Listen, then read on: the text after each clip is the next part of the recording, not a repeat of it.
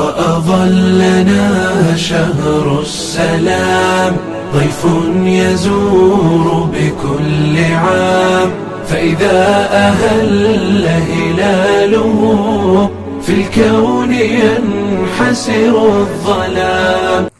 بسم الله الرحمن الرحيم والصلاة والسلام على رسول الله وعلى آله وأصحابه ومن تبعهم بإحسان إلى يوم الدين. أما بعد، الحمد لله رب العالمين. أم برما لمن نلوفين فينشني واتين ناتين كتولوشين كانا راديو بلي بلي بانما من توكو بونير FM أيمي مشورنا 101.4 لا الجانا راديو لي أمبرا نيوم مشرون أنا بارو بلي بلي بارو كتونو واتي بلادنينا عندي أنا لونينا كومبولو أنا داوا كلا بالو مني دينا تنتلان كانيا إراكا أنا ando mo balu wole ka almanyini ka mol frani she ka wole like ka manyini kali ke kono da fli su na ila ka be la dina wanyama surtout anye sunkoro ba min dote wole ko son émission dora ko spécial ramadana bi micro la we dol denke dol doke alfa masari ala alfa makabu darda technique ta fan fe we dumbuya kele di aya kan kuma kambla fonyoro kala she la menna bela denima anabi invité belebele we ana dawa kela kumbone di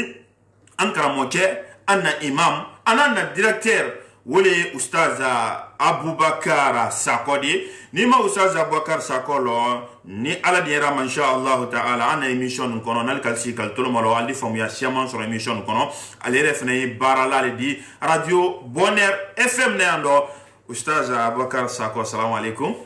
وعليكم السلام ورحمة الله وبركاته. Ustaza sana nye micro di lamena sana nye numero sabanta ka di lamena luma ali kelele ke ka nyininkali ke ustaza nye meni kala folika wal masewana kanjo mai bolo kala se ani lamena tulmolola kunma bela deni ma radio Bonheur FM ne. بسم الله الرحمن الرحيم. الحمد لله رب العالمين والصلاة والسلام على أشرف الأنبياء والمرسلين سيد الأولين وإمام المتقين محمد بن عبد الله صلوات ربي وسلامه عليه وعلى آله وأصحابه والتابعين ومن تبعهم بإحسان ليوم الدين. مستمعي الكرام، أحييكم بتحية مباركة قائلا فيها السلام عليكم ورحمة الله وبركاته. وعليكم السلام ورحمة الله وبركاته. أمبي على التندولا مسامي تندو تيري مسامي تندولا لحلا بيرو ala tanu ko fe amala salatu ne mana kisi ke kede mbaye dam fe mbero sabante classe de la kuntiba no yan kunti Muhammad sallallahu alayhi wasallam kala edian ka salatu ne mana kisi kede na dungu ya nyuma bela de ma ala mo kala amin Allah wa badima ila ke son bradiayen anye maji menote namo ay maji nyuma baledi ba dinani على القرآن كنا فاسألوا أهل الذكر إن كنتم لا تعلمون. نعم. قايلون للمينكا كل ما أي ما من لون. رأنا ديناني أيه كنا ركبيا دينا لدي دينا من فناي اللوني سباس مانكا منت بوزلا وهو الكتاب والسنة والإجماع والقياس. اللوني بلير ناني من كان ولي فلاتي. القرآن كما كان أني حديثا كما كان كلا يرى كما كان ودي صلى الله عليه وسلم أني لون البنامما أني كياسي مني كقوي سمانيوما ورباد مالو ni anye wo radio bombana robbi Bonheur FM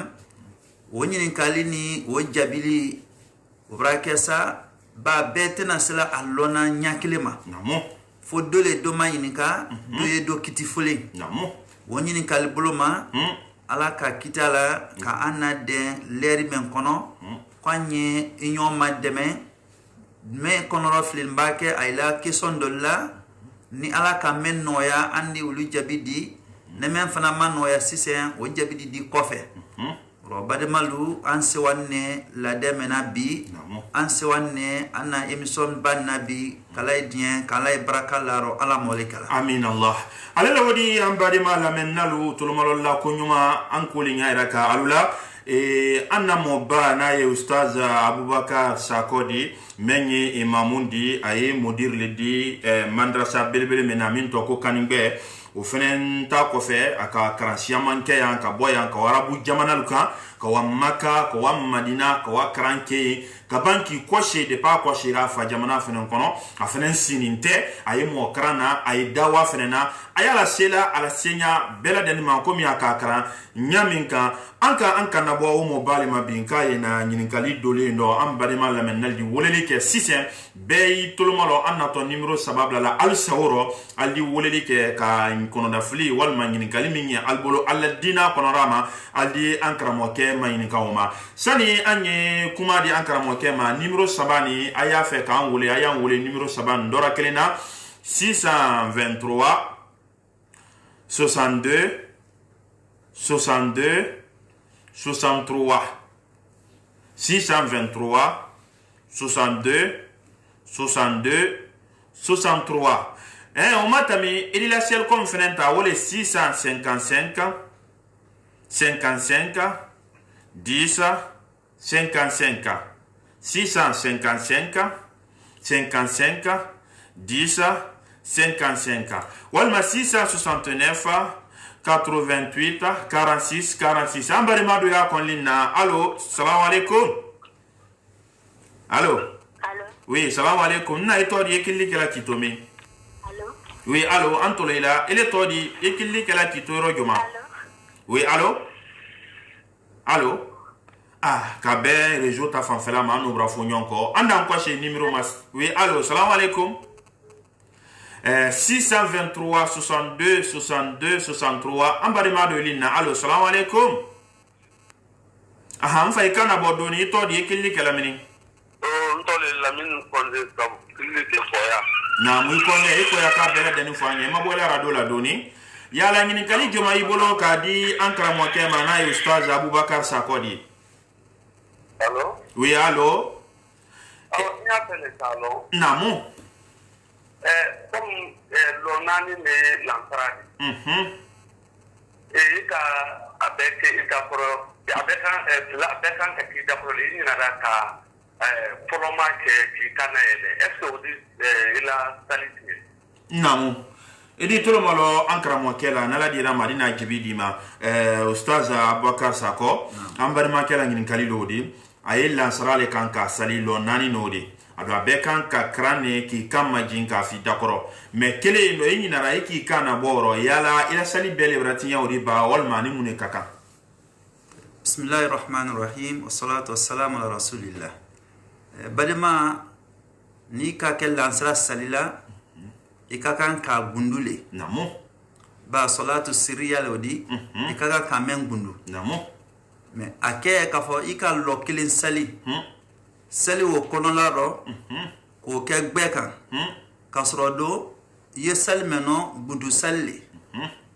ina men kala wadi abrake yumi bra do jirijidaro ba ibra finke men mankantre ka kar ro ni hakli blala ka soro ima ba rukon kala flo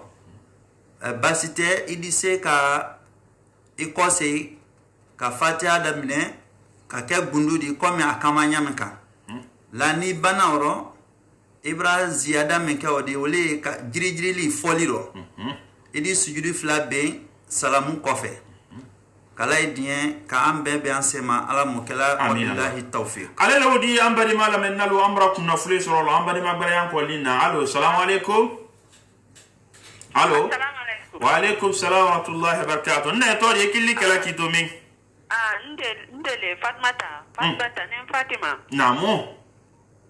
Kondi subola menna gina menna ina la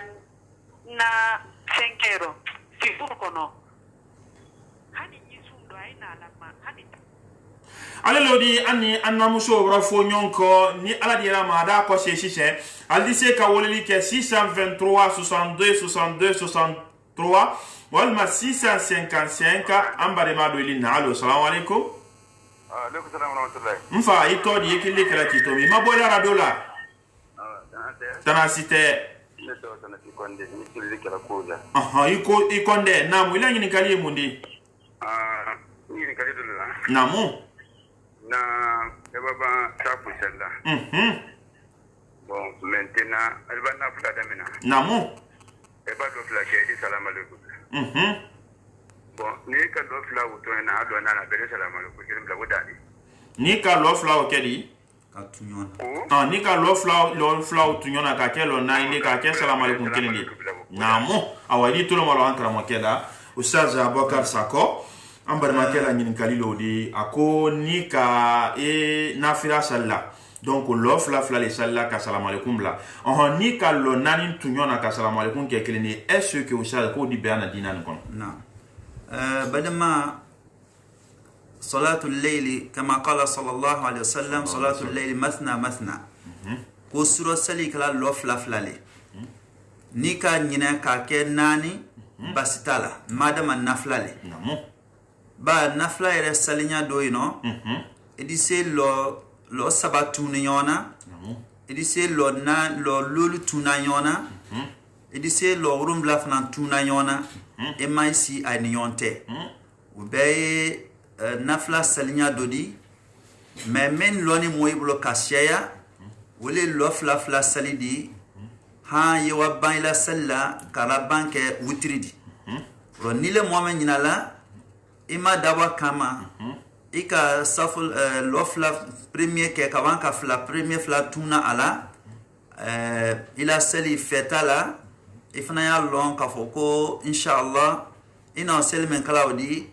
wofna akenya doledi me han nasrona mo shama mawlo moy ka mem malon wali rasulullah disani sallallahu alaihi wasallam ka foko suro sali lofla ledi wala nemme fana ya kala ka lo nani tunyona yo ongania koni kala wala mathalan ya fe ka lo saf wutri seli lo lulu edisa be tunyona lo lulu men tunyona odi mais salla in wani ke kala e hakli fana kala bon difference mais il est men ka flat tunyona and difference mais men ka dawa kani wole wani kedi ele ta nyina bulema me comme nyina men fanaye ate basidi ate ko kala ila salla kala idien ka bensema de ama ala mukala wa billahi tawfiq ambari magbere fana yanko wati nati allo salam alaikum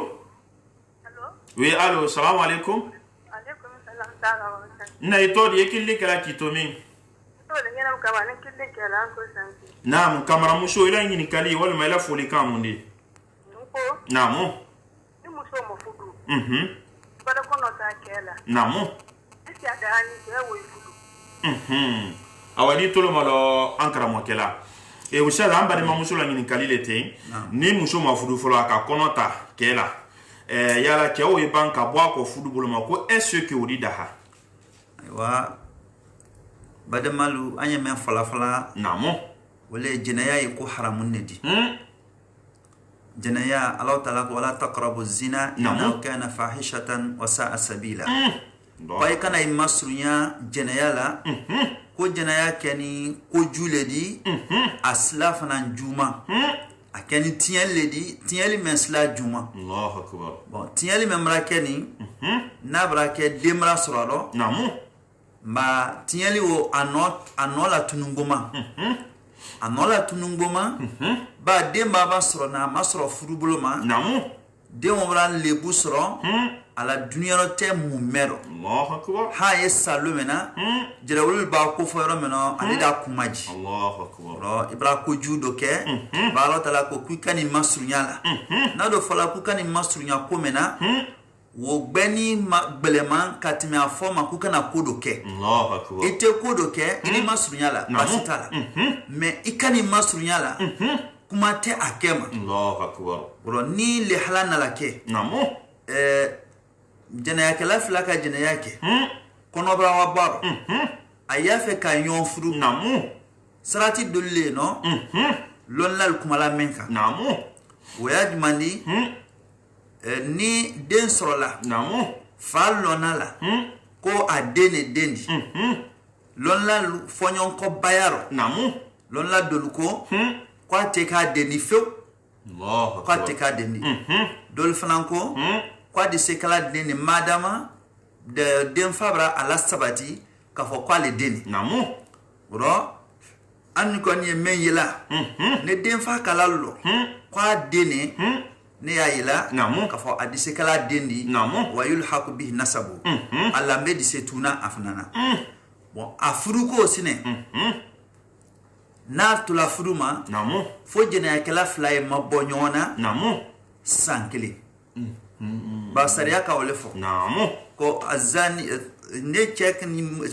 check as jena yake na cheni musoka jena yake Namu. ay sima furu ko fajlidu kullu wahidatin minhum 100 jalda ko ka lubasi banya keme ne banya keme bolalo wa taghribu am hadisan la ko iraka Namu. kal mabonyona kal kelula ni nyoma sankili Allahu akbar. bon anan jamana te sariya jamana di Namu. mendi banya keme obo madama banya keme otena sila bola ma atora to sky mabonyona sankili Namu. Jamen muso man ka men ka den sroni ou bien mi ka to den srona ni ba ko bra baro Namu. ID ne den bana srona ID mabonyona sankili ne sankili on bana ne cheya fe folo ka fudu adina ikosi muso mafana muso la molma Namu. slagbenika na fudu siri Namu. afudu siri ko ne ba kekela fana mo mi ye mo kabrankedi we kakan ki yoro ma janya Alo so bulu fani mamu baminna. afudu siri diala Namu. me so almambal ro Namu. kama so ko le adi même mankan ka mademe Namu. même mankan ka lawanka c'est-à-dire mo yayi ko mi ko juma ke Namu. ba wole ko so mo gboro ka mana almambal ka ki mabala mo brel di frusri Namu. afna ni ka frusa handi Allahu akbar. an ka men lon ka bema Namu. wole te wabillahi tawfiq Alhamdulillah. Ambale mala menna wal tolo moloni radio Bonheur FM na ay mi masona 101.4 là. Anna invité wole Oustaz Aboubacar Sakodi. Nam ambale mado yanko. Allo. Ano brafo nyonko. Hal bisa numéro saba anyole bela sawro. Allo, salam alaikum. Salam alaikum. Ayde moba ito di kile kala kito mini. Teta la kama marisa ko. Isako. Aha, ila ngini kali mundi. Namu. Nyama hizi ngalale. Allo. Oui, allo, antolo ila. Nyaka omani ngangoli moka sura tali kala wanyama. Namu. Ya peka ala toko. Subhanallah walhamdulillah. Wala ilaha illallah wala akbar. Iri se wa wala la kama be iri se wa wala la. Wala ilaha illallah wala akbar wala hawla wala quwwata. Awa, edi tolo malo ankara mo kala Oustaz Aboubacar Sako. Am bari ma kay ngini kali kala ni mo kana ke shuro selol kala ya fe kala ku fo ulke yala la alhamdulillah allah akbar wa min la ta akawdi idu shew fola ba obedi wa wol waka badama alama besmad lama amin allah na fala yoro meno la ilaha illa allah wahdahu la sharika la lahu almulk wa lahu alhamd wa huwa ala kulli shay'in qadir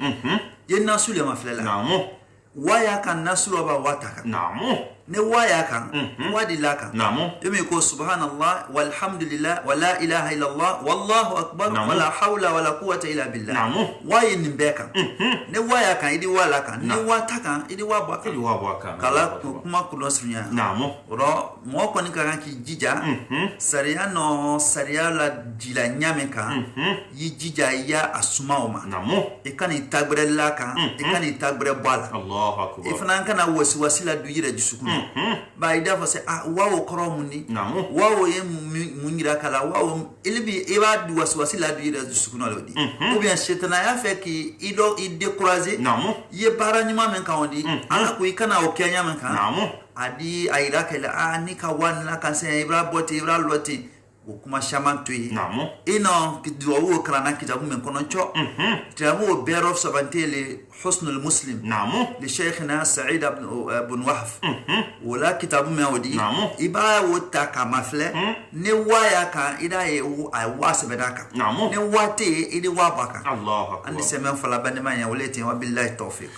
هلا لو دي أمباري مالو أمباري مبري أنكو لنا ألو السلام عليكم عليكم السلام من ده جانا بكاميرا أها إيه كاميرا نعم أنتم مولاني لا نعم mo di credit min ta la telephone na unya ko mi la ni te baba unya ba credit ta da ko ya taran do min tenka unya di dola ka eske o da ni aha idi tolo malo ankara mo kela Oustaz amba de mamusola ngini kali moye junu men tala opérateur maudi tel que ba 2000 ta wa filal ali keme filala kan yala min la kan de est-ce que odi ben ana sharia ni kono رسولك صلى الله عليه وسلم وكل قرض جر نفعا فهو الربا جلو نعم ناكا منافع سما كلا سي جلو دوناما قورك الربا الله اكبر الله تعالى دوكو احل الله البيع وحرم الربا نعم قال الله تعالى كا فري حلالا ولا دحا نعم انيس فريكه كمان كربا حراميا نعم ربا كرومندي جري من جري تو كان نعم eleno walu letala ayika walu kemelulu ayiko farla ika kemelulu mewdi ay flawle ma riba wole kato bara nyoya o haram yala Allah akbar ro na'am ka credita operateur ma kala operateur susudi nemen kon ni di credita mema ino walu letala adi walu le fna mine ila na'am basi tola Allah mais ni di credit leta ibata ay di 200 francs na yela kan ou bien ay di 500 francs na yela kan ou bien hal 100 francs ni yela kan o bele to ko riba Allah babra muna na'am aleka 200 francs men sorodi ou bien ka 500 francs men sorodi ako osron sababu jumana wole aka julu men do ilela na'am julu don ko fa ilela aleka tono men soron ala wori ala julu o kono wole kala 200 francs ou bien 500 francs na'am wole bra ke sababu di ka baranyoya o ko haramya kama so riba bra dor riba don ay fen jule di Allah akbar ne riba do na bara no adi bara o tien ada baraka ban Allah taala ko yamhaqu Allah riba wa yurbi sadaqat Allah taala riba fasila le kamina ka moyongo riba ba do na flora ada moyongo ka afasi ka baraka ban ka ban ide waye ole ko son nafloti koro kashia Allah nafloti koro kashia ba muna aytay jantula riba baran na'am riba do ye fenjule di Allah taala subhanahu wa ta'ala ante kula haram yala amma fanna here temeno afana ante kusila de hala anye fanna kaira bilibili meno anka lon sisen amma lon sisen na'am kala ibn simada malamu amin Allah sallallahu aydi ambari mado funa yanko wati nate allo assalamu alaikum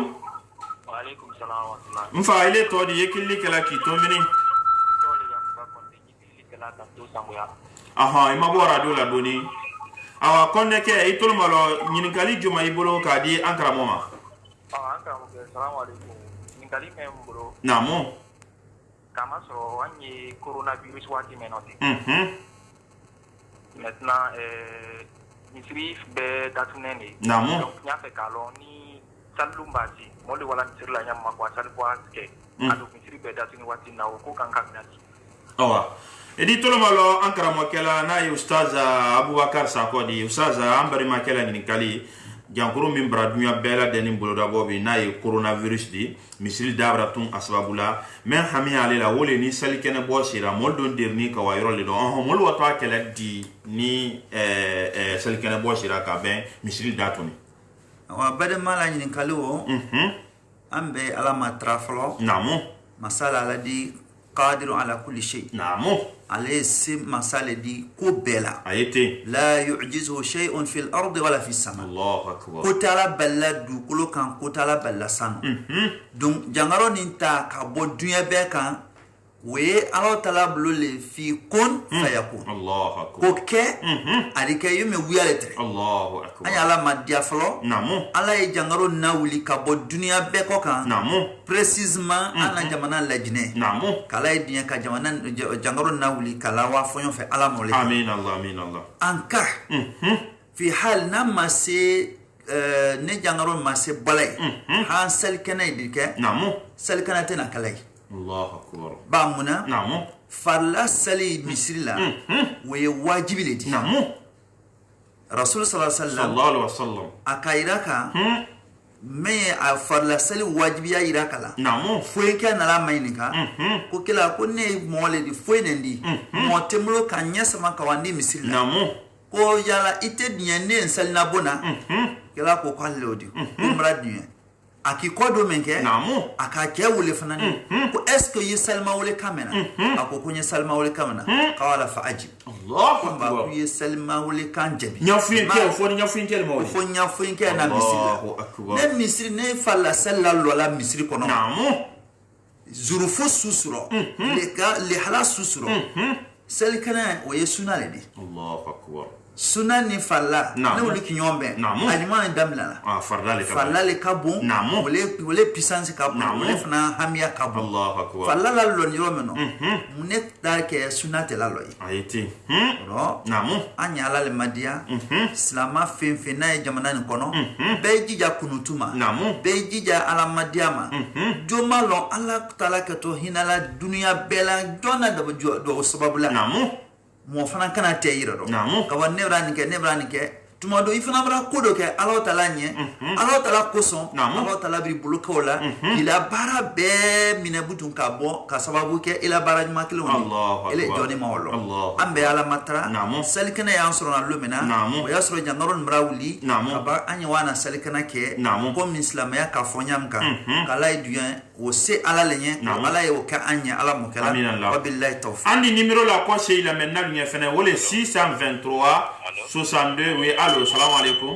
wa alaikum salam fa ito di yekili kala meni ntole Ibrahim Kamara ni kili kala ka poso konya Kamara ke namu yesho foni aka bela de nu fonya ka sawu kala kili ni ngali juma ibolo awa unko namu allo ariba la code do ye wati mena iba walo li la téléphone kono namu idi code activé a di 20 000 la naima yalla na ka kalon ese wo fanan kanyin ka ko yigo tfan wo utiliser quoi mais juluto ni yen juluto di iba code activé al di woni la nema adi bonus la naima bonus yen ok il dit tout le monde usage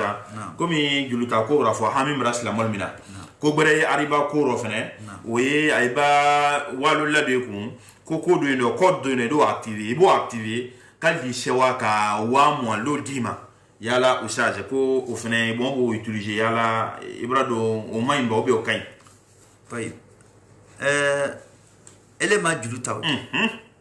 ika sani leke namu aibana ka sani rodia iro namu kaban ka client brengini ko sababu di ima ba ele ba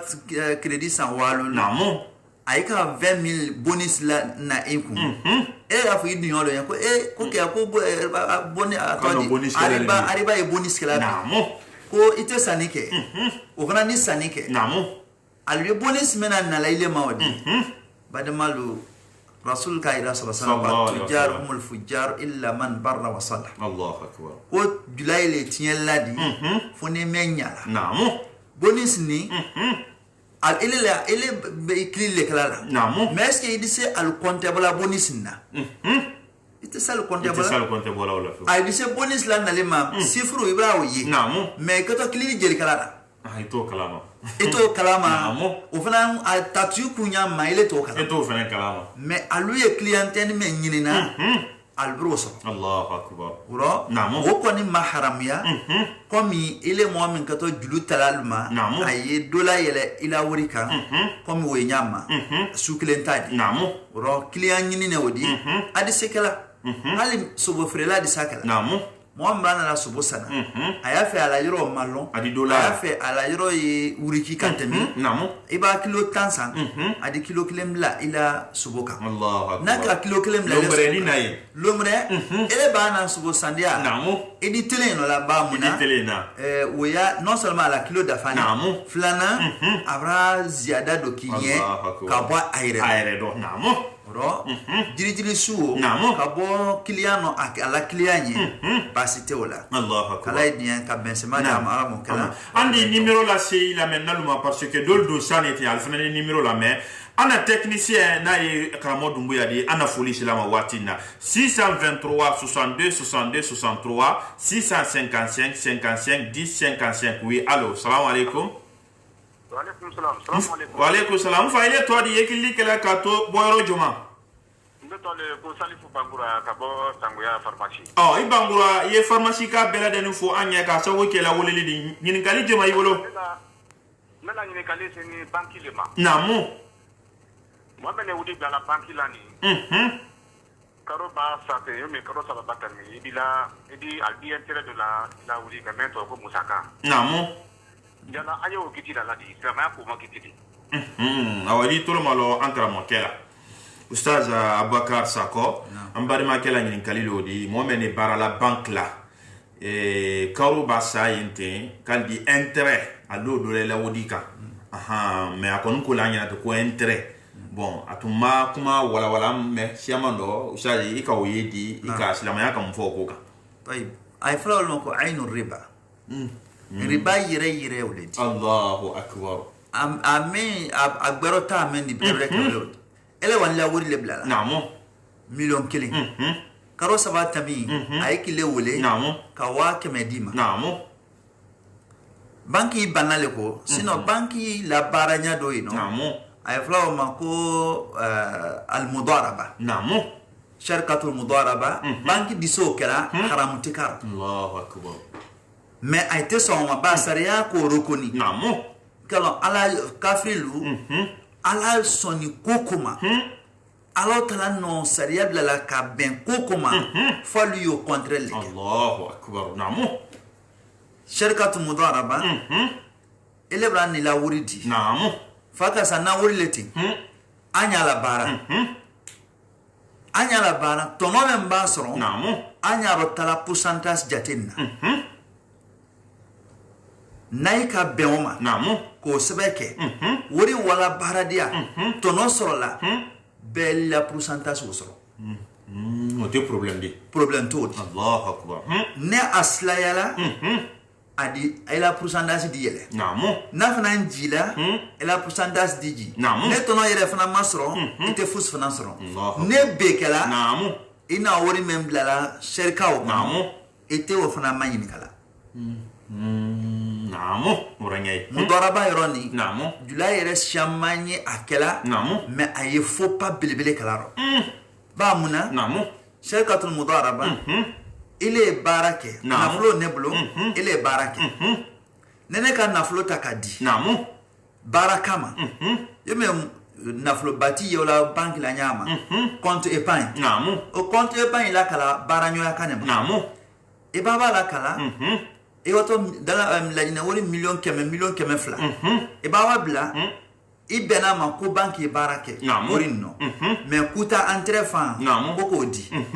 banque to bara min kala odi namu ele no wori la banque ma fa barake o bien ina la mo ma ay barake an adi ko fa mo ma namu ay di pourcentage sebe ne men ta wori di namu net à 20% namu ou bien net à 50% namu ou bien net à 60% namu ele me bara la il est à 40% namu ou bien il est à 50 ay bra benawma namu bar wori di wa bara dia namu ne wori ka tono soro ne million kilo so na tono di namu wa kemete bla lenya okode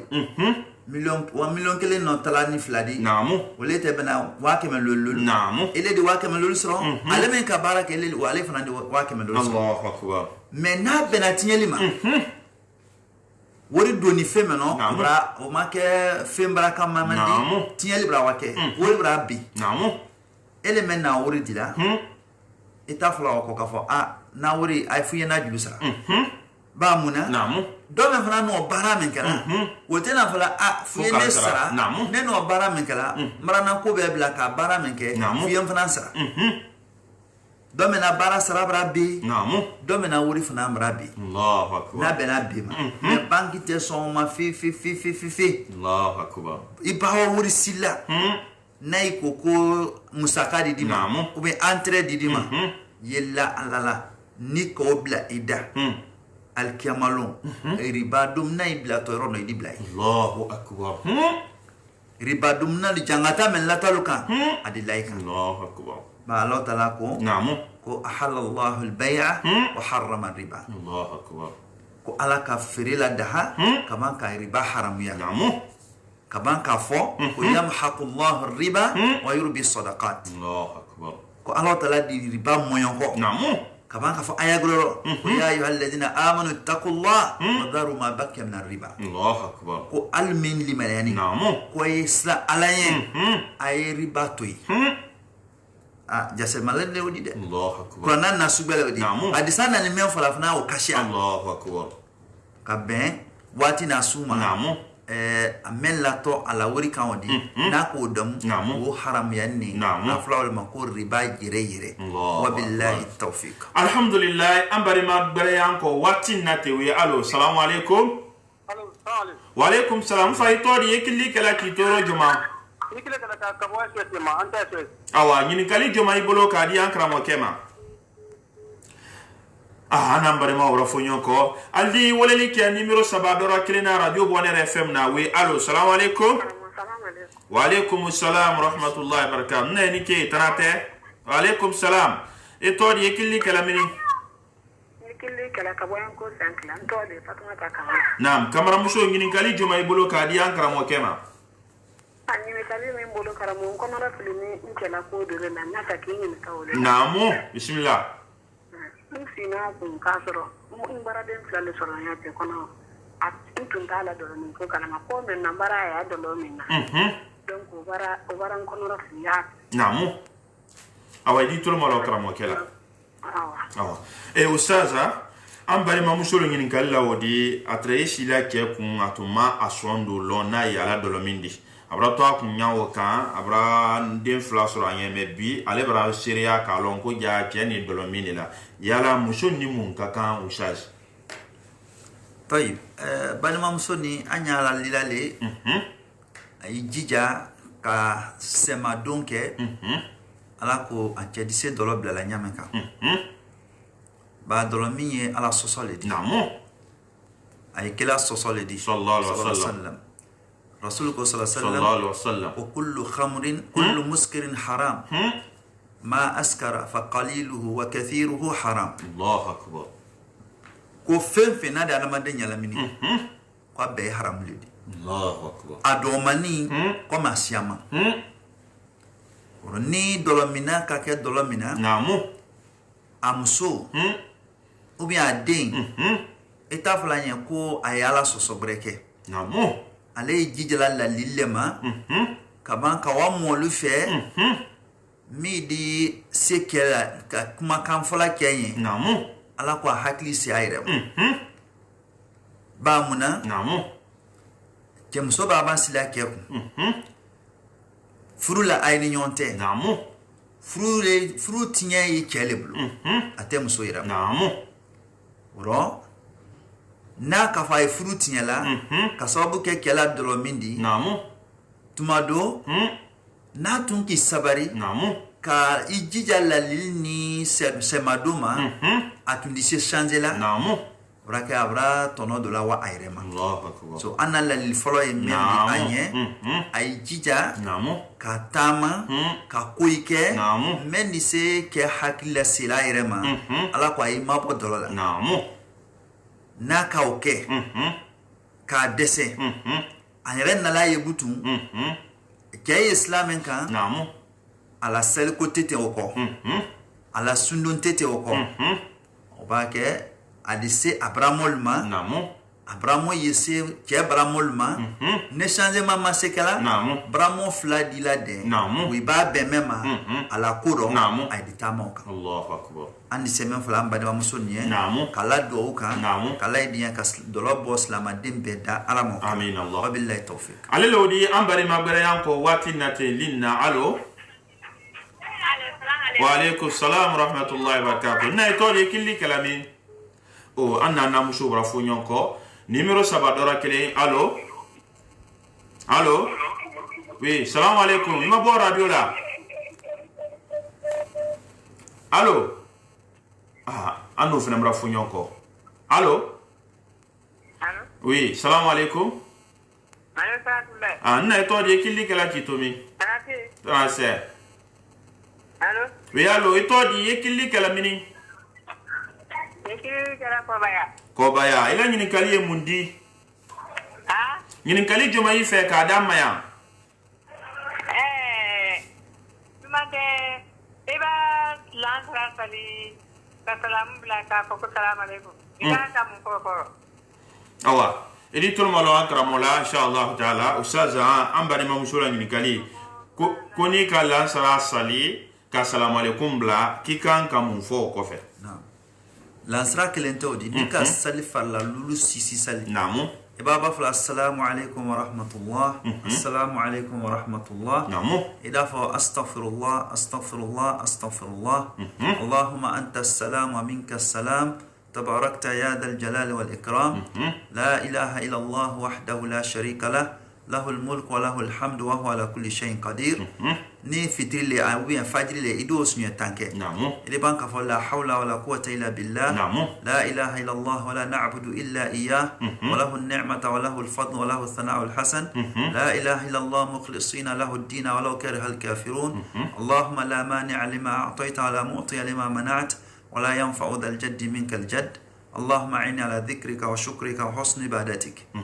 إكران كامين فلوفو سلامو كوفي ولي دعو فلن الله أكبر نبانا ولا سنة إدي سبحان الله سنة بسبان سبا الحمد لله سنة بسبان سبا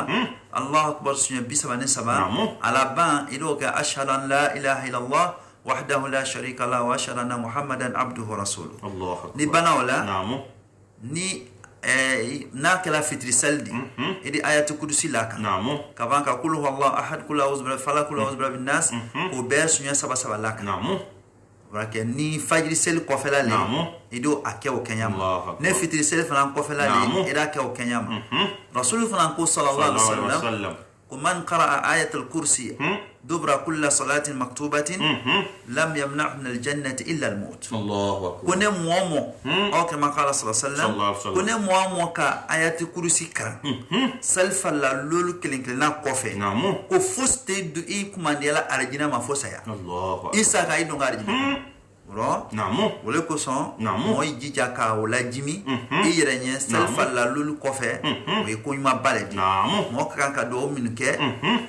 ni me be kelen kelen kan ka ke ba difference wole di misri do ni yonte e dai misri do la jamala kala yon fe me o te sunadi sunay mendi be kelen kelen yin ke rasul sallallahu alaihi wasallam ala saballu anala sabaitum rasalla alla sali bantre lona mnefma wole do mendi Allahu akbar saltum babban beda la sonro klin astaghfirullah astaghfirullah be kan tafa be di tafe be di do ni kran kawasi abana ba ke idi mankanye misri kono Allahu akbar salamun la son wote sunadi afoko assalamu alaykum wa rahmatullah al mamin ko fe mo be afoko klin assalamu alaykum wa rahmatullah wote sunadi be o fle d'accord mi baba o fle d'accord astaghfirullah ne fala gbeka wole kana bola wole ro keneka kana bola ro keneka wa ke misri kono mo beba o ke ida yi koro mankani bo misri kono anno koro ko salibra ba wa billahi donc o saja sali ko fe nyawo ka mamu ya foko al-fatiha ayatul kursi dila fi kursi ya se o sunali di na wote sunadi Allahu akbar antra wole falani namu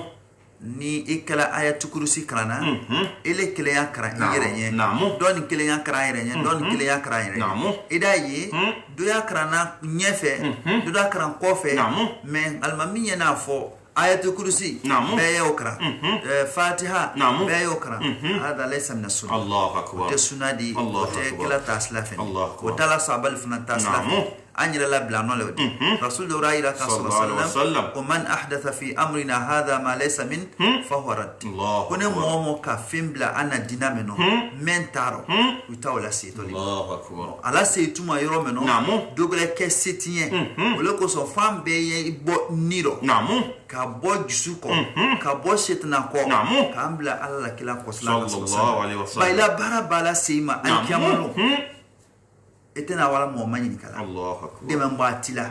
ala nko qadimna ila ma amilu min amalin faj'alnahu haba'an mansura Allahu akbar kone ala ka wa molla baraso ama ko de ko bara make bara o kela ke bara kela me kum bara ma be ala tama ama be keden tama faj'alnahu haba'an mansura anka ke gbamani gbamame na jenseni Allahu akbar est ce que modi itenya kelen so gbamano mo shite o so mo mambate don la bema mais atese mo muna fana atese mo muna fana ro namu yoro fanya njanto la sunako namu wala billahi tawfik ko barka ale lodi ambare mabare yan ko fene linna allo assalamu alaikum wa alaikum salam alaikum mfa ile to di ka bo sango ya pharmacie la voilà ya te kana kramo ke mayine ta namu mayine ta ni demandon de ma ni almami ka fatia karangwati me namu namu jana anka ka tiana fatia ma ba almami fatia man karana woka na tele awa idi tulo malo no fatia ba karana data idi tulo malo ankara mokela ala be semari usaza abaka sako e ambara make nyini gali kala yala mon loni mamun ko fe imamu baba fatia karana min fen loni mamun ko fe or yala ul fenen kan ka fatia berele karamba wal ma imamu ka fatia wudul wasa نعم ناصرنا دون صلي نعم قم سلفنا نانسرا نعم بل فاتحه كرنا بل فاتحه كرنا بمنا ني سوره كرنا كليله فاتحه كرنا من ناصرنا غير صلي نعم ني المامين كفاتحه كرنا كبان ني انويلا المامين كايما كندون نعم ادي لا فاتحه فنا كرنا نال مامين دو بنا فاتحه كرنا kabanka kanangre tunyona elema se anyaila gure kabutun kafa kuye fatiha gure kra qira'atul imam qira'atul lahu Allah akbar almamina karamo wa barakili la karanti Allah akbar baytul mal entre almamina namu ne mo men fanan sila ka fatiha karan namu kasro almamin ye sura gure kan ka karan namu i hakli do i hakli almamina karano i fanan hakli la fatiha karano وفنان كاين باسي فنان تولا الله أكبر با رسول الله صلى الله عليه وسلم قل لا صلاة لمن لم يقرأ بفاتحة الكتاب الله أكبر وفي رواية بأم الكتاب قل سلت مونية نمو ما فاتحة كرا بقوم أي لوني المامين قوفي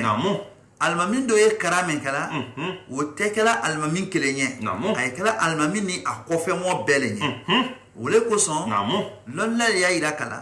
ne moment sira ka fatiha kara almamina fatiha karan ko fe albimana almamika ima kundonna ay flama ma ko sakta sakta me odi na almaminka oke do ita sakta di janya do ita di sunya na almaminka ba fla wala dalina amin akimaku edi la fatiha kara la tiriyallo na do mimaku e fana masse ka karan ijira jusuro jusrodi ye fatiha ka karan mais i hakili almamina ya karan ni jusuro ni sira akelati fa huwa afdal Allah wala kain nin fana masse wala itulama almamin karan kana yi makun fatiha karantima Allah akbar ila salafna ni sahih bi idnillah ta'ala ila salafna sahani wa billahi tawfiq alhamdulillah kubarka ustaz ambari magbare fene yanko wi allo assalamu alaikum oui assalamu alaikum et toi d'une fois yanki la kitomi madudo kataya namu ila ni kali mundi wala nyali daimene ko flap tinga be bon man ka kramoma namu e kano ibake sel fana sel lawya boye to seli ro ya kata ibra lona ninke namu ay kenya yoni ka lolo leke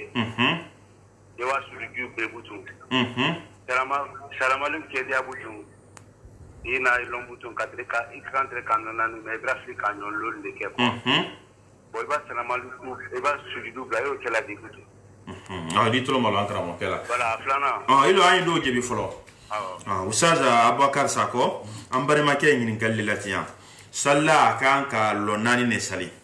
mais lolnani mendo anyira ka jiada ke ka gidi ke akera loludi akera loludi abla wati ya shika assalamu alaikum bla abla ra kono yanga lolulu le sali usale woni mun ka kan sali to kono sala sali dibe ni afla mako as-sahw fi salat kan nyina sali kono namu nyina men sali kono ay lihla naneka namu akuna sunyaro الزيادة النقصان الشك مع عدم الرجحان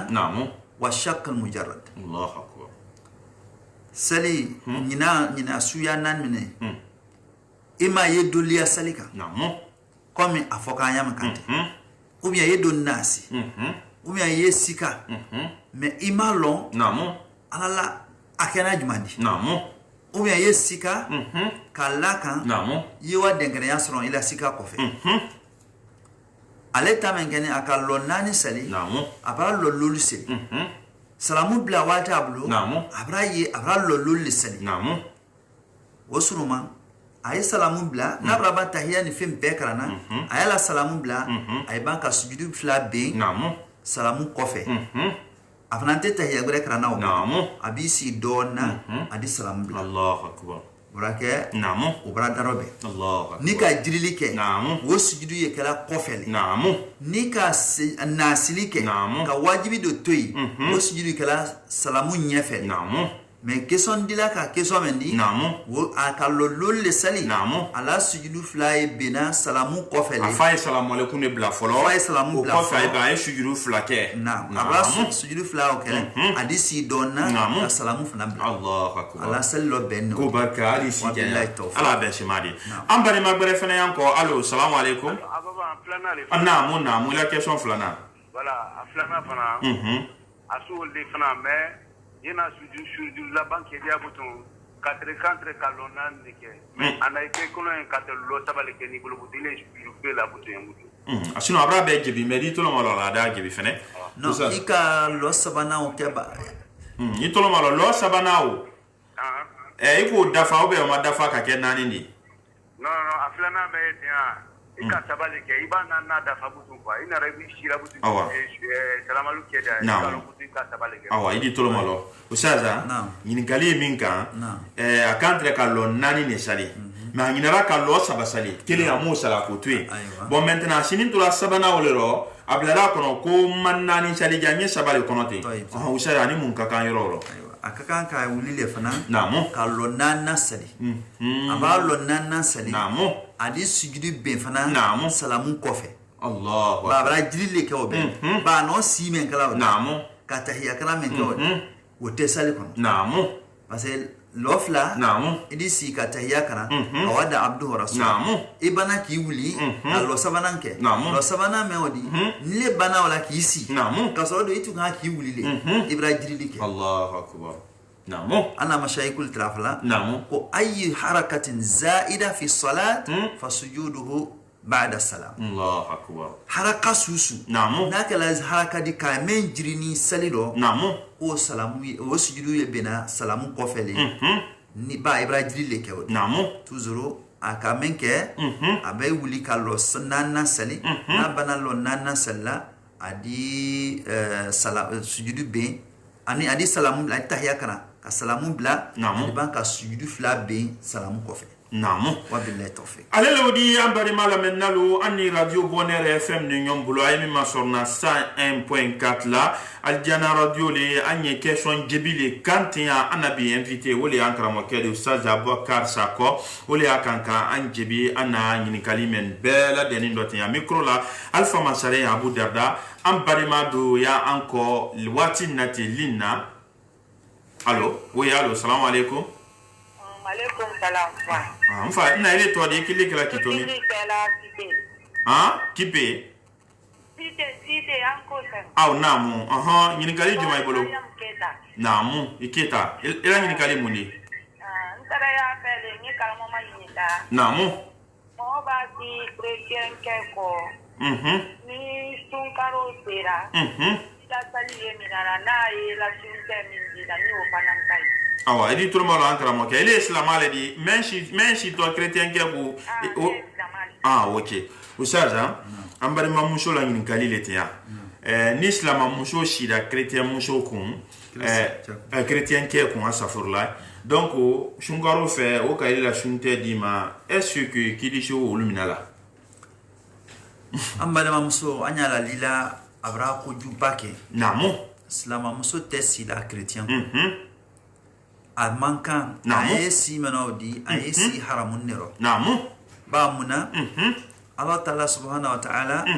akaslama ya bunya aslama ya dongo ya bunya ne momen ka ke chrétien di jeli di chrétien le di islam muso bra haram ya ilema chrétien muso dise sila slamakeku chrétien muso o dise sila slamakeku ba muna galibu mendi chedi seka anola amsula ba kanintia ni hiname muso niro kalmado chela jefnani afankai cheblo saitra person do cheblo nako lamsuka adise yela manaka keslama di junala mais slama muso otisi la chrétien kep donc o te ben fait au sage te bénéfice Allahu akbar هل نيس ياكلا لا توارث بين مختلف الدين الله اكبر ما دو كافريارو دو اسلاميارو ايتي نيون تشتلا الله اكبر كما تيورو كايناسي اسلام مسو كافسا كريتيان كما الله تعالى لكو لاف سمانتيا نعم كما اني دينامنو سبانتيا دينالادي نعم الله تعالى كو مسلم فين كلمه فلانكافلما كو انما المشركون نجس فلا يقربوا المسجد الحرام بعد عام ko mushriku ye flankafol atodi mushriku ye kosole di ko ay kani masrunya anna misrilla surtout bait al haram mais bait al haram kelente slama chrétien manga kadu slama misri sila namu ba muna koso yama koso yesuya flale namu ya najasatun hissiyya wa najasatun ma'nawiyya koso me yela namu an koso me ye ateyela namu koso me yela yo me nyenata o me komata o yela aflo ma ko najasa hissiyya ma'nawi wala chrétien ka afarkulo sanima fani sanima yakana me koso o yala Allahu akbar ala soso koso o yala atejena ba kula koso yala koso siama no amala long ama anotala la tiaro ko Allah akbar o ye koso le di o yala namu roslama muso mankan kasi okun kuma te ku ye na nyine kalike namu ko ndi ala sunde na ba sunde na andela teslawma ay furu meno folo ay ija ay furu la ke furu di ka furu sa ka bos chrétien ke ku ka si islama ke ku men malade o leodi hal ne chrétien ke o kabla dunya arjina kono ay la ko kula ban ko benimisa abablo ki lona bloki tamna fala Allahu akbar Allahu akbar kubarka amari magari anko linna allo assalamu alaikum alaikum salam wa rahmatullahi mfa itodi yekili kele rojuma lamin konde le ngi kili kala ko yale awai konde ilangini kali mundi mfa konde ke voilà pourquoi tapne wetri alwe sabi kembe kola ka cloud brevi palaki nas wala bokida toroma wala kanka karamba baydi sura bre karana lo tabaw men ni sura nani utakile ko barka konde ke langini kali o kan yusaza abakar sako ambar ma ke ngini kali kela safu witri salwati ay mo siamam palela adi sabe ekran kulu ya hal kafiruna ko kran kaban kulu allah kulu auzu bi rabbil falaq kulu auzu bi rabbin nasi bon qu'on a filmé aller là est-ce que moi tu sais filmer la au place il faut tromper wa naam namu ni asrola ika long namu ika sabih long ika kulu ya hal kafiruna long ika al muawazat ni kulu huwa long namu yo kran wala sunadi Allahu akbar kila la tasla lo sallallahu alayhi wa sallam namu adon Allah ta'ala ko laqad kana lakum fi rasulillahi uswatun hasana ko Allah kila kene anye jakama nyonyuma le di namu aba menke anye oke kila tere ole kala ala saful witrido namu abe kulu ya sabih karan lo junaro ka kulu ya karan son lo flana no lo sabana adi kul huwa kul azbara fala kul azbara binas ado kara namu ne mo men kalon namu ka kan ka ole ke afanante frosedi kufuye ole ke teku Allahu akbar le ko son ilaye almamin dolu namu Allah ta na hikma bad la minuma ay ba ke uru ay di wa ke londo la ay di sura brekra namu kaira ka kofe mon la namu ko mon di se sura bre fanan karana saful gutiri Allahu akbar mais ne même malon namu kuma tile ma saful gutiri sel ika sel sura susula al muhim namu ye wani kesiri yase Allahu akbar ro ate ka fo frosele ni ma wo kra ate be ale me rak'ata tawaf tawaful lo flamen sala e baba tawafu kala kaba ma wollo sunya woron la baba wala ye lo flamen sala kul ya ayyuhal kafirun kul huwallahu ahad wole kra na wole o sunani afnante ko teku ne mo ma kra e ma to sele woke la yani suna le wuldi mi ka kan ka ke ka kila la batu ne mo fana ma ke ala lombali kan e dogore kan ka men lo ba ala ko fakra o mata yassara min Allah akbar ay fen kan ko na ro men ba no ya men no ya lema men ka ka ke no no ya tilema men no ya ni ma yoke Allah akbar dina ye no ya dina le wa billahi ko barkali shi baraka ambari magbere yanko allo assalamu alaikum allo oui assalamu alaikum Namu ka kili ke ka bomi tango ya namu kamera ke ni kali mundi nya sa tima ni kale nam ni membra santan club ko abra ba sali ke ya ma karana na di te mo na talla awa ko barkari to malo ankra mola ustaza kamera ke le kili lawri kan ni kali ke ako ale a fe kalo dine membra santan flabo adomra la sali ke nyalo nya bela deninka est-ce que usaji ko di sheka molla sali na deni men ka afra ko as-sabil mumayyiz namu deni nadi men aka kunyalo Allahu akbar ada sa saljita nyama namu ka asanya nyama no kala ka fo ko le ka qur'ana lon katimi ay beka namu ay fenfin o yono ay ujiron woro al le ka qur'ana namu adi salla Allahu akbar basitala ba mu naide wasro namu naka qur'ana lo adhkaru salat dhikru mi kan ka kesello yime naka rukonke naka do men kana subhana rabbil azim wa bihamdi akaka men kana sami Allah liman hamda rabbana lakal hamd hamdan kathiran tayyiban mubarakan fi naka sujudu subhana rabbil a'la ka obelo naka obelo la mani akafo ko naka qur'ana lo kwa dise mo ila sella basitala dini suire mo kakan ka encourager ba dini wo santan fladen amra woye wallahi alhamd hafiz alquran ka qur'ana drusi ka kutubu sita drusi ka qira'atu sab'a drusi ka ban kala dura ko kan santan fla Allah anani kasra anye karandia mamlaka arabia saudia la abon misrane asanati Allah akbar wallahi dini Sheikhu Bun Baz rahimahullah mika fa ko ya sheikh ko ya sheikh ka fa deni santan flama ko ya sheikh Allahu akbar bala kalon men dama mohiba men dina malabu akabu Allahu akbar kutubus abekra ka bedrusi ay ka ban ka examen ka disado boyro dro ka sanadu boyro bre ka ulufna koliona akoko no ko hadisa men kitabu fakar sale kono asanadu ni fana sanadu men fakar sale kono hadisa oni sanadu men nani akofo sanadu do men fana nasu do men fondrawdi afana ko nanda sanadu fana fo Allahu akbar deniyate afoko modi mo kumandi ala salima loni ani hakli ani yani haklisi wole deni kumandi ala la salima Allahu akbar wabillahi tawfiq ko barka ankalo ambari masiya mambalanko watin nati do fana yanko linna allo assalamu alaikum allo oui allo wa alaikum salam wa rahmatullahi wa barakatuh ne to di kelli kalami sama Fatma sama de ka bolam ba indela mai kali mindi namu ko ni islam den ka nyomo den ko no ta ko ai den so ai ko no ta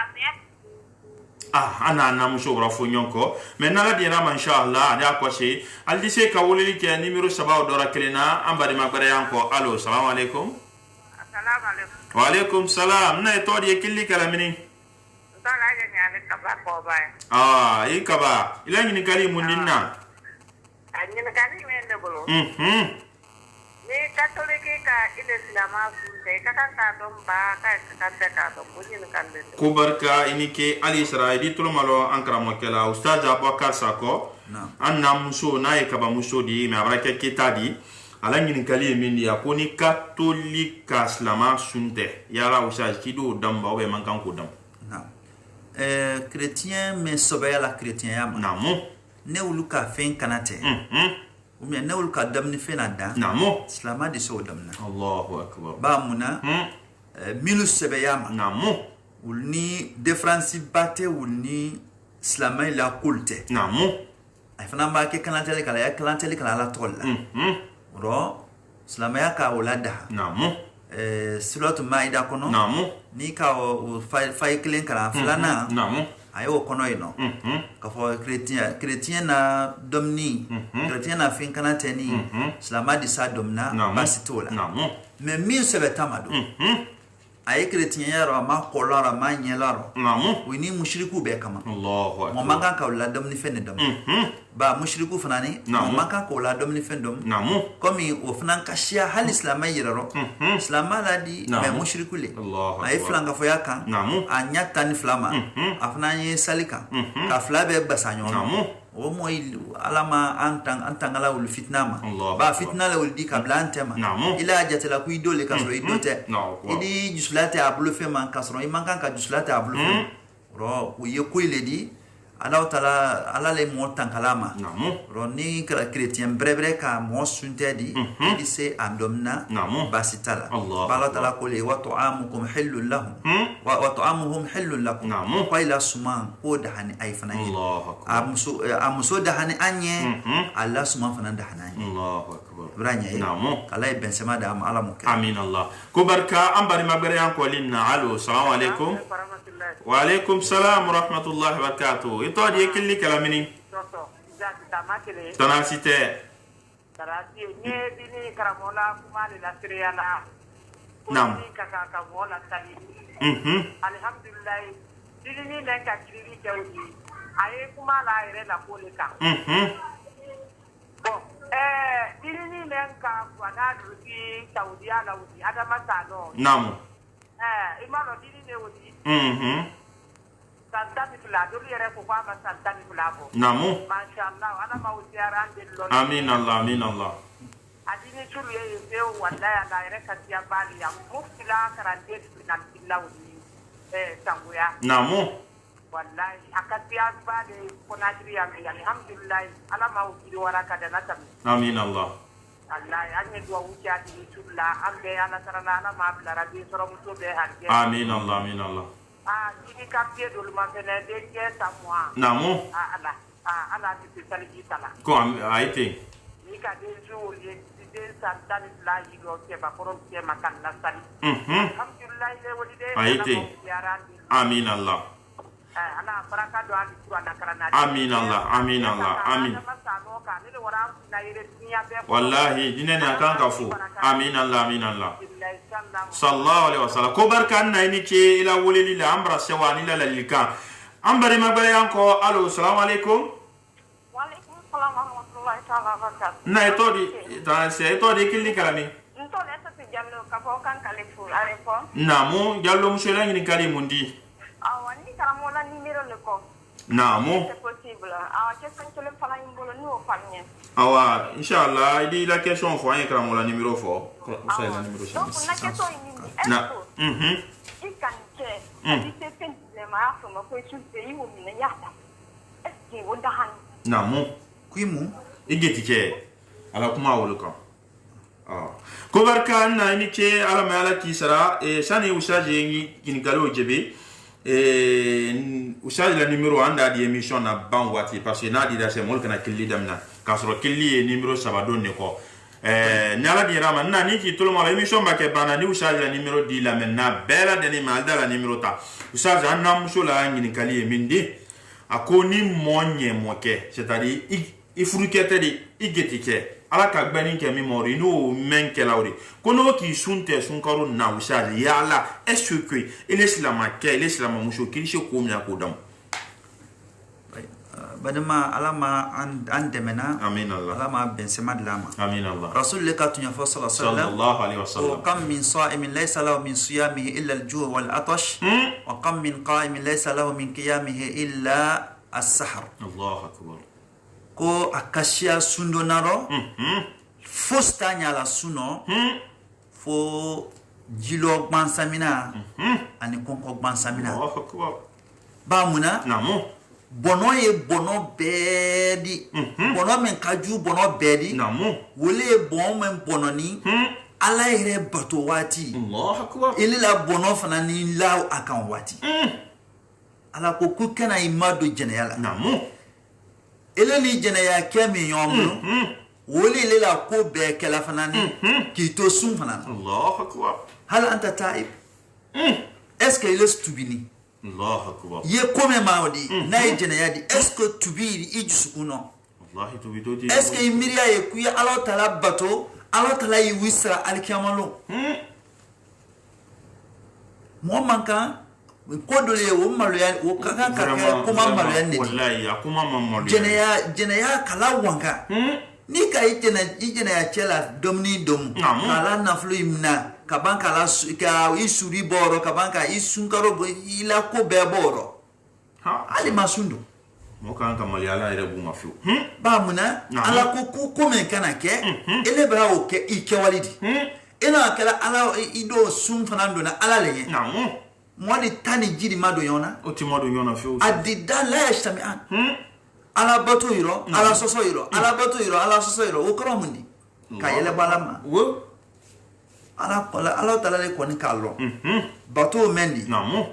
ne ta fala ila bato mamina di namu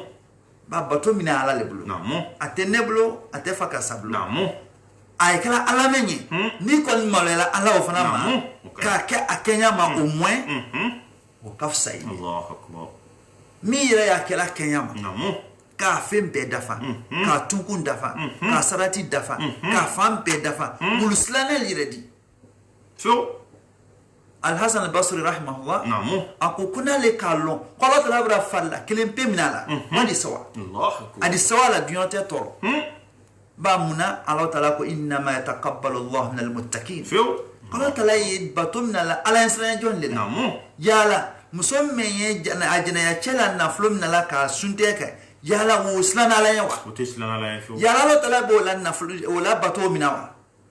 Allah akbar ne tafla ka fa temina de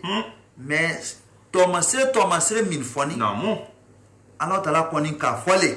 ko inna ma yataqabbalu Allah min al-muttaqin ko inna akramakum inda Allah atqakum qal bero mo bale alabra ole Allah la insran joni Allah taala fna ni fem na la mu'mina wala ala insran badi même basra la ala mako la fena même basra la ira konte wa billahi tawfiq ko barka lele wodi yambari mala men nalu al men bela danin tol moloni radio Bonheur FM na anka mo kela kan kanyin kalil jebi anye nay ustaza Abubakar Sakodi micro la wole Alpha Mansaridi Abu Darda e aldise kan wole numéro 7 ndora kelena ambari mado yanko linna wati nate allo oui salam alaikum fa ito de kille kalami ito de kille kalami namu a hayla ni kali mundi fa ibrete swano namu namu amin Allah amin Allah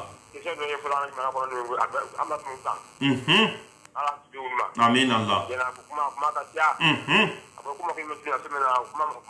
ayeti namu ambe silanya matara amara matara posolo la so ala janguru banga alma boranga amin Allah ala bo biya kono amin Allah ya la janguru boranga anna yo men gatu ni yana kairo ni do mi yoro ni finu bela kan ko wa ko barka edisi edi tolo malo yo ka kalaka namu ba ko ka ya subina tu ka ya fa mana nanga fin datu am ti bela datu ni ya kan bela datu bela datu na ni na ba na mi dala ka ro dala ka me yar gina ka bu ni sunguma bu aburo mara la hitara nya ba ma la do ya ko la hitara nya ko de bala ko na peso ko to som to ko ke namu abara go hombro ke baba o manga ka kewa sallallahu sallallahu khubarka inike alama alaki sara numéro 7 anyudi la ambari maluma ali woleli ke 623 62 62 63 ambari magala ko linna allo assalamu alaikum allo salam wa rahmatullahi wa barakatuh wa alaikum salam fa to di kili kalami ngala mo ta ko ni kili kala ka to jinde ya isa ko ila ni kali mundi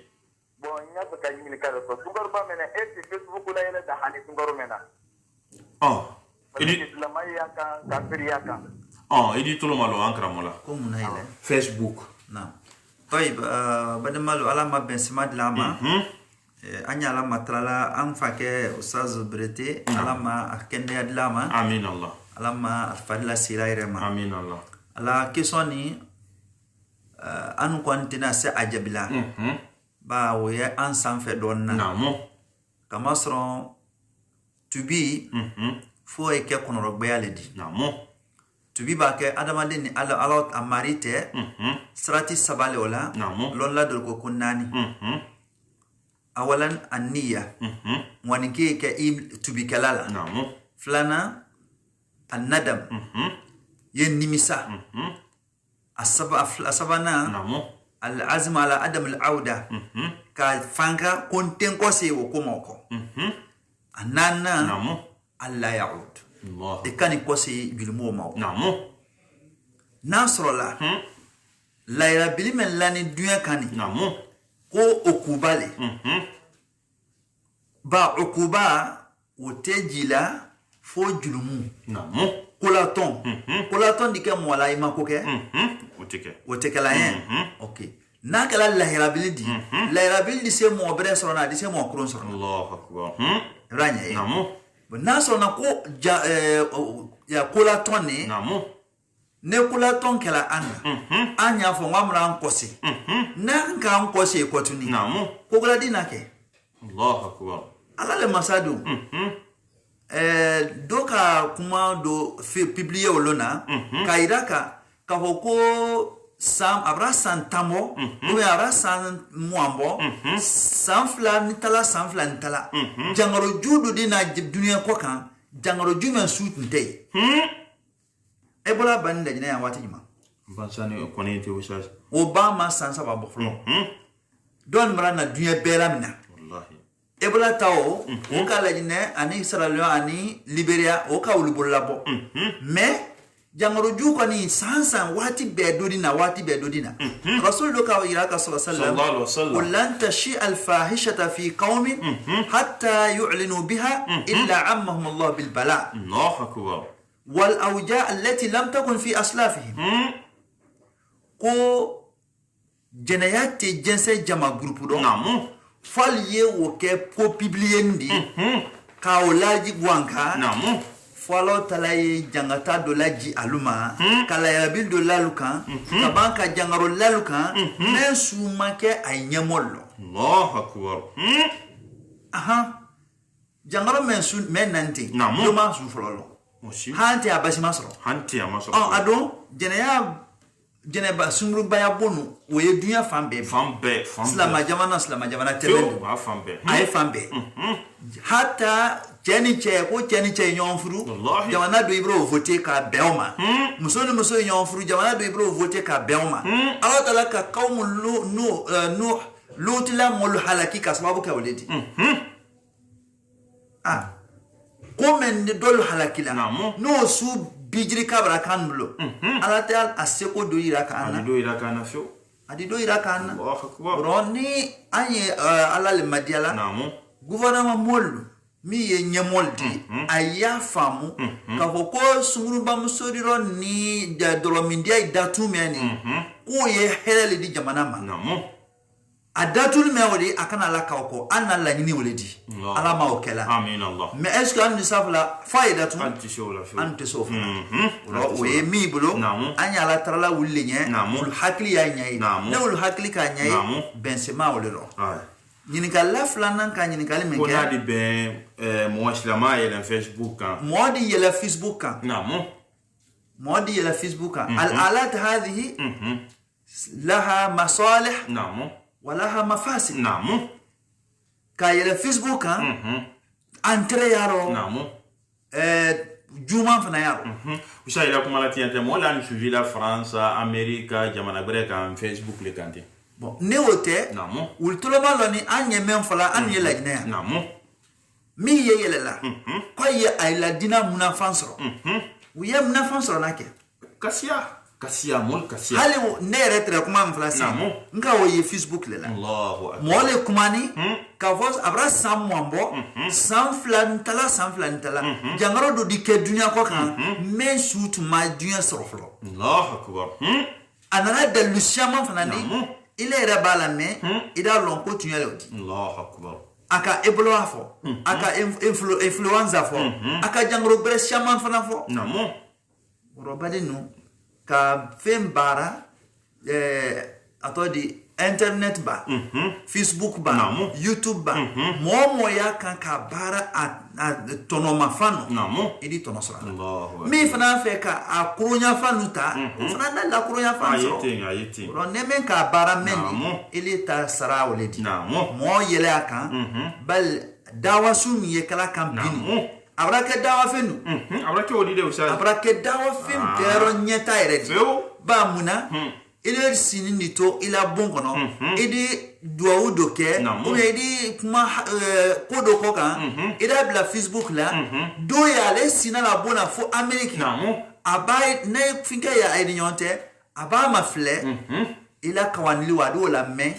in miria me ila ado long islamaya no men fla ado long islamaya no men kondena la ado fana long ibrake sababudi tumado kaola tubi kaboko judo Allahu akbar. abrake tonodi abrake dawa fendi toujours ala ma bensema la wabillahi tawfik kubarka ustaz ambari magare yanko linna wati nati. Allo, salam alaikum.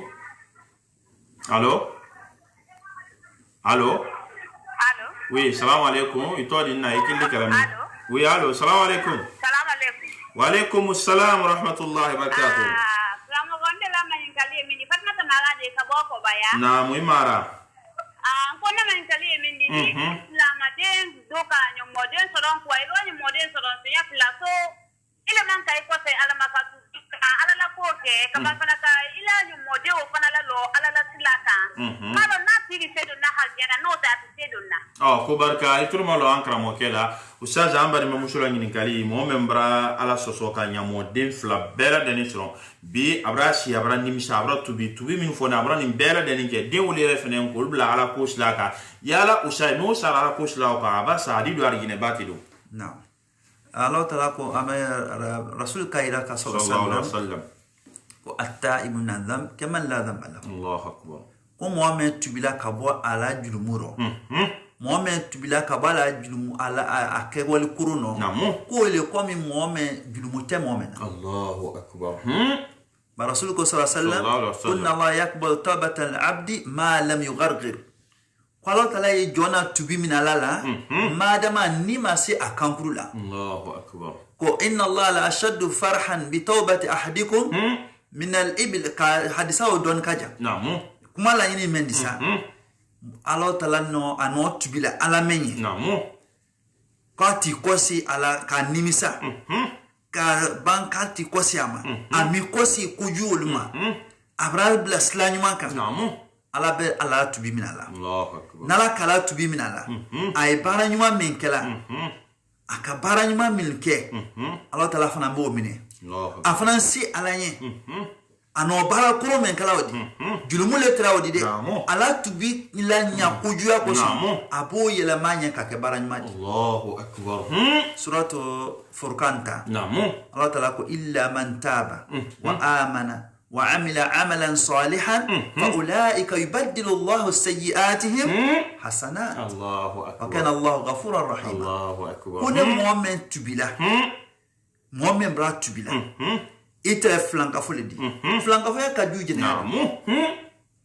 flankafoya kaju jeneyadi Allahu akbar julumutedu kolokan Allah taala sosola mena ka se flankafoya Allahu akbar ni tubila ka bo flankafoya namu ka ikose ala ma yume mokan ki kose ala manyam namu ika baranyuma ke tubi wo kofe kwa sebe ala yen namu ko ala ye wuli la bara julu yela mana ka ke barayide anye ala tubila nya ko juya ko so kola le ya fa mansadi ala le hina masadi Allahu akbar robade mamso namu akana jite ala la nemela tubi bondala kanne wati be sa jonye tubi namu ne tubi lal fanante rasul ko sallallahu alaihi wasallam law annakum tadhnibun thumma tastaghfirun la dhahaba Allah bikum wa la ata bi akharin yadhnibuna wa yastaghfirun. Allahu akbar. Allah sawallodi Allahu la sawal kunni ate ko aye julmu kala kaban kala madia ko se alama kani yela se alama ka tubi alama wala tumbe ay be halaki ka waidi kana mogreldi mi ye julmu kala kaban ki ko se Allahu akbar. Ko se li ko fili manju ko se baliale kaju ayiti na ki kose alama ka tubi konrogba ya tubi la ka kutubi ka nimisala ka ayre baba bla ire kono wati adi kasi ma sayna Umar radiyallahu anhu arda tra kasla wati dunya fa bu musilla lanyi ada anyajida ay kama ninga kuye kaslamuna ko akawa adem sori men sudo o babla kono kafriya wati o babla kono wati adi kasi ka anyaji da bu musilla Allahu akbar. Mais au moment où la savante ya la sa Allahu akbar. Ro flanga fa men ka bo julumu bedi nan tubila ka bo ma Allah tala di am bo minana fa ma balu ghairi Allahu akbar. bala ko flanga fa ma me ya ida la ko flanga fa ka bo julumu bedi ko inna Allah la yaghfiru an yushraka bi wa yaghfiru ma duna dhalika liman yasha. Allahu akbar. Kwala tiya fala moma me flanga fa la alama ko me kwale alayya fala dogoro julumu tollo me ni flanga fa ya te. Allahu akbar. Julumu todole jenayadi julumu todole wiafodi julumu todole sunyani modise tubila obero ide bela deni alotala da bemna ila comme akamanyamka surtout akam fala le halam non aka demul fananta ka bibla slanyumaka ka ulam mo jonyumala alhamdulillah dewul fanani do arjine dewul aledi don mola don arjine kono mola bo tan bulu anye slala ira motafla moma milla do arjina la arjina do bese ndi do arjina kono o ala le bulodi ayiti wo tenne bulo wo tekra mo bulo ye ala tala le bulo me kon na yini bulo man nyara ila kewal banya ay funya kula kewal ni nyani ba ni ka fo do ma kudi do arjina kono adi dusulate sahih ado ma dusulate ala bara be tinya wolo Allahu akbar. ba mumni islani jiyal le wote Yeslana est-ce que nyemen kalani ala teni baro Uslani la est-ce que ala bra minene Uslani la jiyale yuma inshallah na men kalani ala koson ma ke fe mala koson inshallah ala tena namule Allah wo jiyale fana ila adama deni balola jiyani islam le ni bro kala dien karjina di anni aybe ale be ma ala mo amin Allah billahi tawfiq ko barka ambare mabare hanko linna watin nate allo assalamu alaikum. Wa alaikum salam wa rahmatullahi wa barakatuh mfay to le kili kala tanaste le tan kawara tele tan ye kili kala ka bo kisoso namu traffic ta kramo mai ni ka kison dole ma ni sila make bora musoko bawara namu yewa musoni mbara aya fi ma ko musoni mamle ni ko dipa din nama dipa do manama musoni mamle entrema wolo donc aya di la wulema mais musoko kante ou fait mais kay me fait woli lidi fami bana ko ko bo ko fo ido imina ni me ima me ki mamle do manama odi mi wa ini wala ke sabudo rosine wala ke jusma kasade de ya fe ka kramo kana me woli roti assalamu alaikum warahmatullahi. Wa alaikum assalam wa rahmatullahi wa barakatuh. Sajka kuma la sunya ambare ma ke ngini kali kala islama ke boni de muso men ko de muso wala mol kayna kan no de muso ma min la mo bonele ba le lo nduma de muso fana nduma le ko be bra ke ro ko no kan na ma min la me kay ya di la wolema donc ay ro men do sinesa la kan juma le bolo di semini la melulma rasulullah sallallahu alaihi wasallam ko idha ataakum man tardawna dinahu wa khuluquhu fazawiju illa taf'aluhu takun fitnatun wa fasadun kabir. Ko ne monna la Allah ay dieni men juma ay dieni men dinama ko ay furu kewdi Allahu akbar ayal dendi wo mafrula nay mo ke ko di ke fi layra bil badi adi ke tinyeli bahna Allahu akbar denke men boni musoko aya hakli malo rasul brayla sallallahu alaihi wasallam ko la nikaha illa bi waliyyin wa shahidai adl Allah ko furu teke furu sahanindi sirete furu mena ko ti ta furu mena ne muso la ko ti lu ko kai tai den dilaima muso fana ko fa ayli lefe bi mana ibra khatwa doke même ben parce que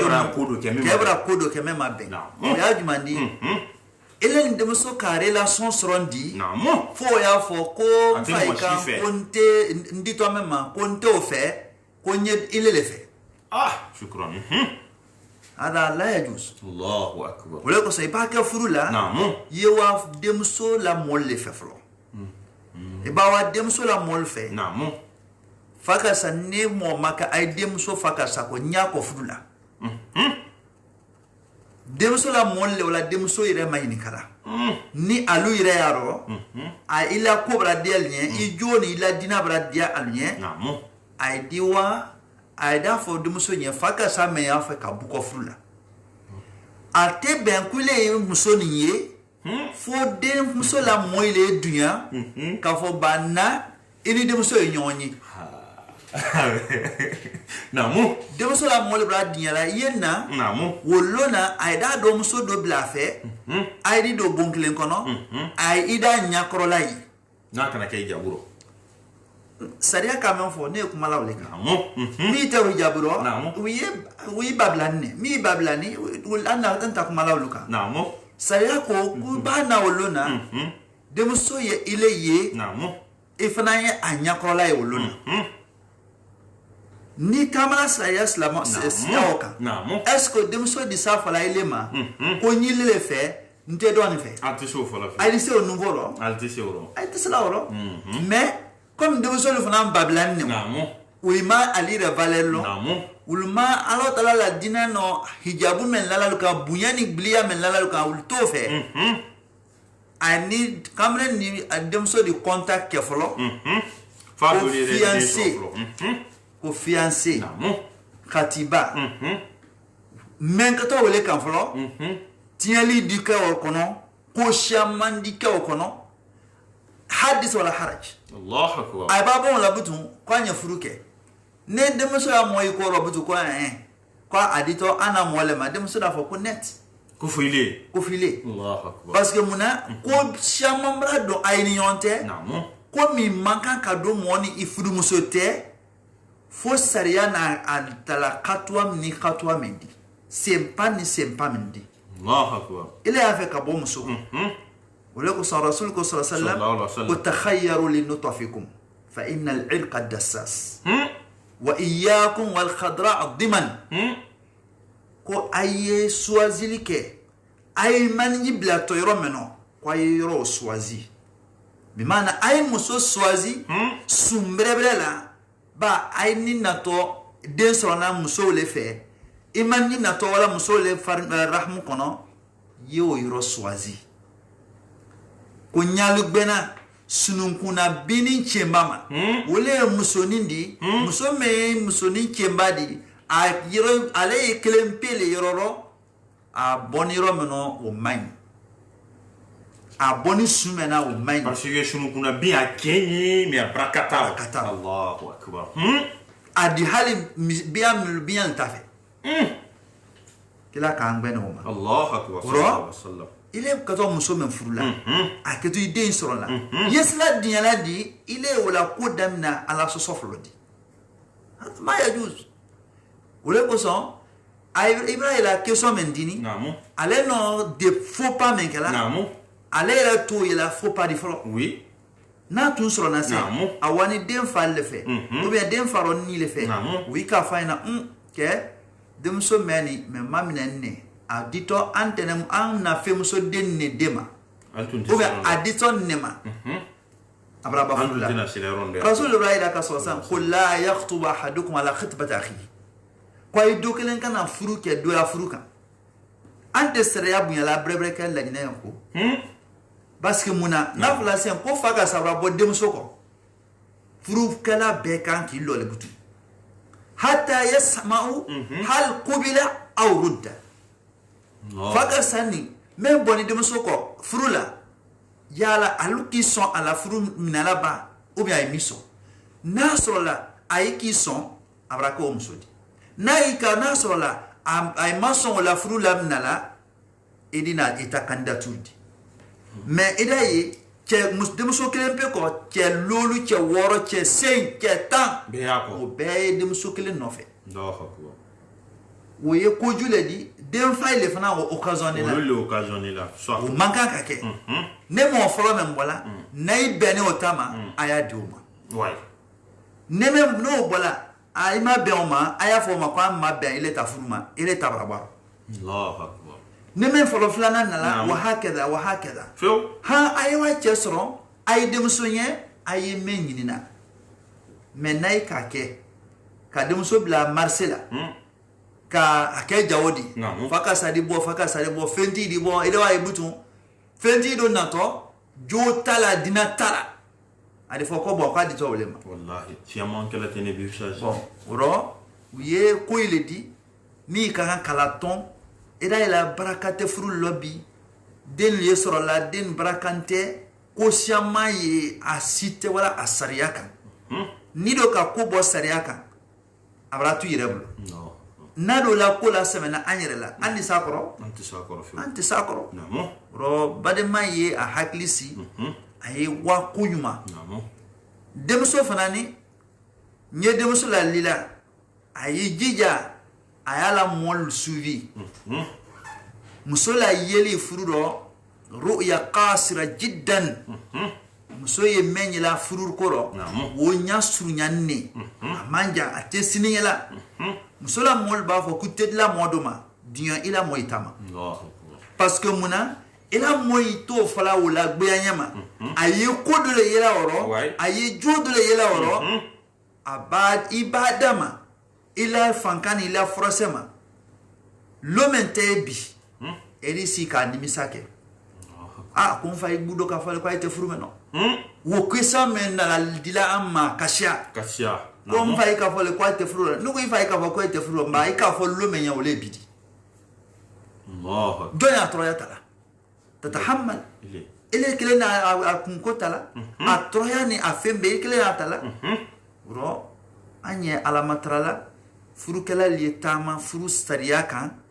ali lonlal mainika ibaka bola musuko yi bola musuko kenya minlo ye tamala ro nyameka saye musofuru muso me afifa tahira muso sanima muso me kunasini ibabo furula Allah tala di dendima demendina ile munafa kaslama ya munafa kikabla munafa ka jamana ire munafa barakallahu fikum kala ibn samada maramu amin Allah billahi tawfiq kubaraka nike ambari mabre yanko linna allo assalamu alaikum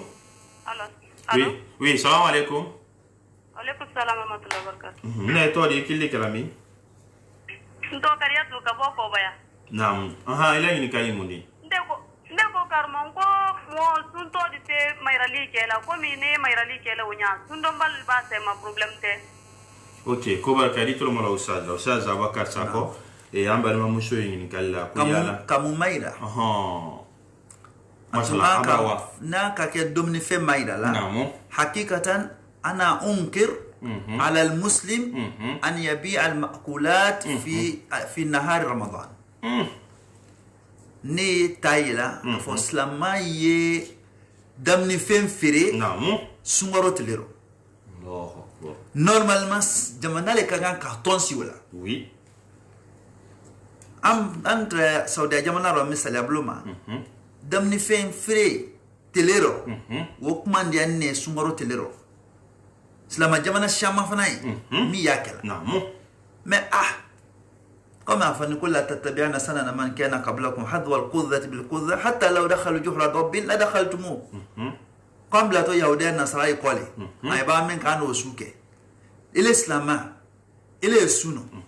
الى دمن فينغا كافر مويما مونte sundo mite suno kasal kan yayi madde le suno mbali amale odi ba yayi décourager le suno mbali la sundo هذا يقول تعاون على البر والتقوى ولا تعاون على الاثم والعدوان نعم kwa hiyo mademe nyali koni ala yensranya kolema alikane yo mademe jurumu koni ala soko Allah akbar bro